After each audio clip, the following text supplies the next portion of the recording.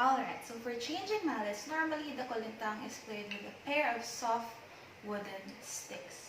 So for a change of sound, I have tried using yarn mallets, usually used for marimbas and other percussion instruments. Also, I have tried using um, the drumsticks, but the thing with the drumsticks, with the material of the drumsticks, it tends to slide off the kulintang really easily and it produces a sharper sound. To give you an example of how soft mallets sound in the kulintang, I have this cover of my piano, and then I wrapped it in with my stick. So here's how it sounds.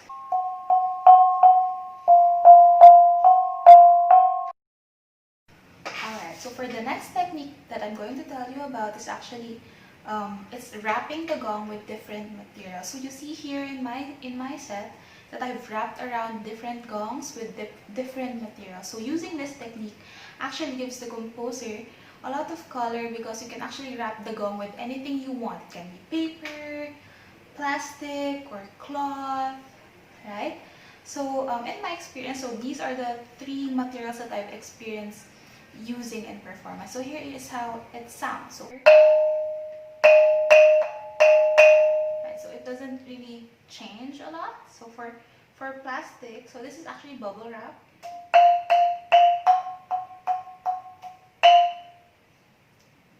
It's kind of muted.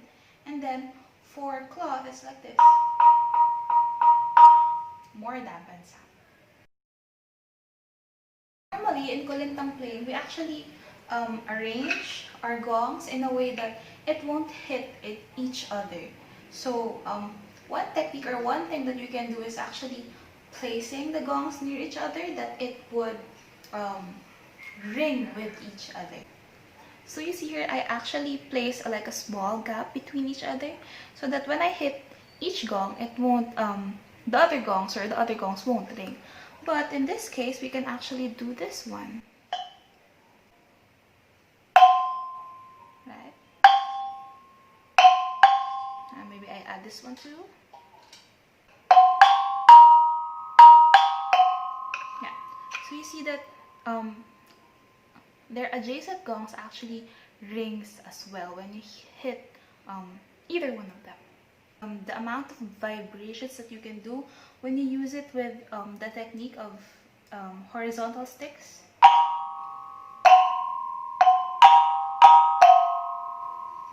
So there are more sounds that you can create, more vibrations, and it's really up to you. Alright, so this next technique that I'm going to tell you about is the most often technique that composers want me to do. So it's actually altering the gong at the middle of the piece. So for most contemporary pieces that I've played, composers in my experience tend to look for a variety of tuning for the kulintang. So given that the kulintang is a set of 8 gongs in a row, right? So changing a gong at the middle of the piece would require some time. So it depends on how many gongs you want to change, how many moves you want to change, or how many gongs you want to alter.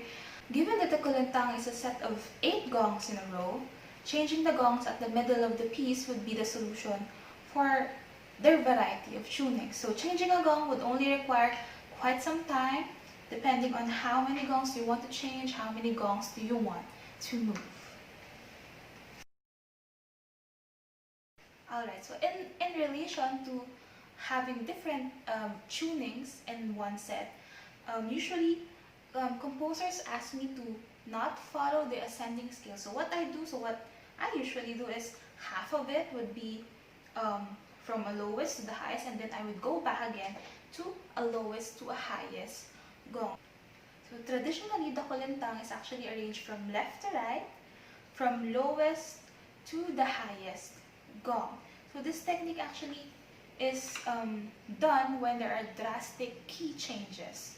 Okay, so for example, from this part, from gong 1 to 4, it's actually one key from lowest to the highest, and then I would go back to another low note from my 5th gong to the 8th gong to create another like scale.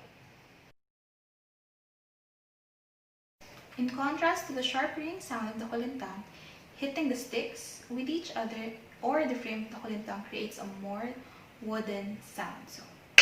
Or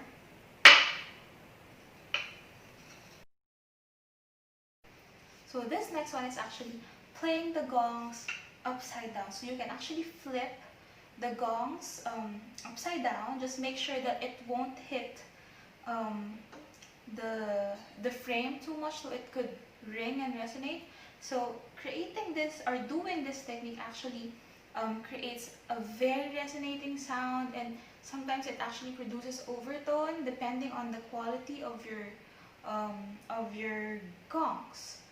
Well, this one actually sounds really different from the actual sound of the kulintang. So here it's how it sounds.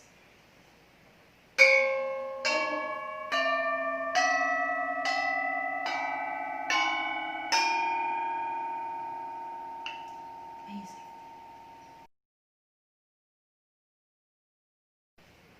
The last technique that I want to talk about is actually having alternatives as kulintang gongs.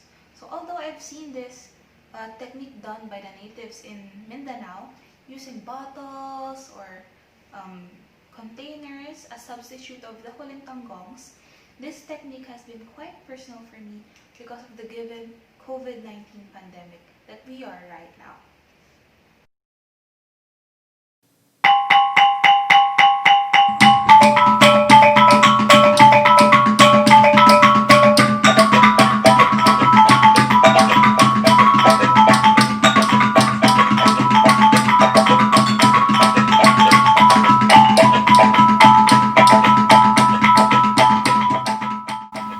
When the schools closed down during the lockdown, we left our instruments at the university and only a few of us had our own kulintang set.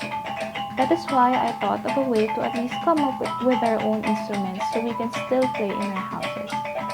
In the video project I made, I substituted the kulintang ensemble with things that you can find inside your homes, like pots, cans, and water containers. Originally, my plan was to also substitute kulintang itself, but since there are students who had their own kulintangs, I opted to use them instead.